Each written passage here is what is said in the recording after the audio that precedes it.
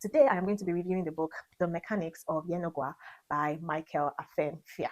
This book was a really easy read. It was one that I picked and finished in no time, so I'll give it up to the author for that. The story was majorly about the protagonist of the book named Ebinimi.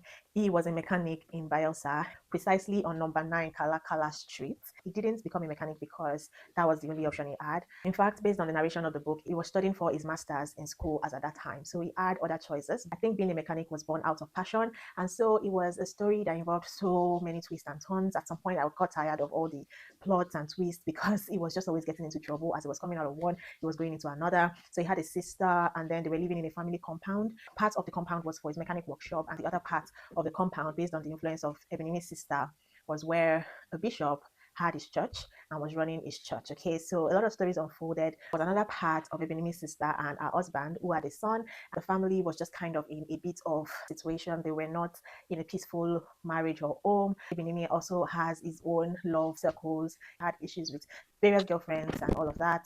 And then there was another part of his workshop and the workshop boys, or like all them apprentices. So the story just went around Ebinimi and his workshop guys, his sister and her family, bishop in their compound, Ebinimi's girlfriends, his master's friends in school, politicians, and the story of the politics came in when Ebinimi used one of the cars of his customers, okay, to go to school, and got in trouble for that because there was an issue of mistaken identity where he was almost killed because the owner of the car was supposed to be killed in that operation, or Ebinimi was caught in that web, and so different things began to happen from there. He became friends with the owner of the car, who was a politician. He had to work for him. So many issues.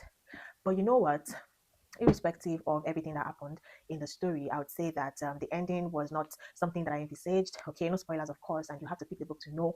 But I felt like because he had so many troubles, it was just it was just human to have rest at the end. But that was how we saw it. Another thing I noticed was that there were a couple of typos in the book that I wasn't very comfortable with, although it was pardonable because I was still able to flow with the story. But I feel like more work could have been done on the editing. The book was an easy read, and I think I'll give it between a 3.5 and a 4/5. Not because it wasn't good, it was really good, it was enjoyable. But the thing was, there were too many things going on in the story, and like I said, there were also typos that could have been worked on. So let me just stay in between that. I'll say 3.8/5. So if you're looking for something really simple, story filled with a lot of plots and happenings, and still easy to read, still packed with a bit of humor, then I'll say you should pick The Mechanic of Yenagoa. Another thing I must commend the author for is the cover page. It was very attractive. It was, I think, something that drew my attention to the book. And given that the book was an easy read, I was able to finish it in no time. Have you read The Mechanics of Yenagoa? What do you think about it? Who's your favorite character? Who's your less favorite character?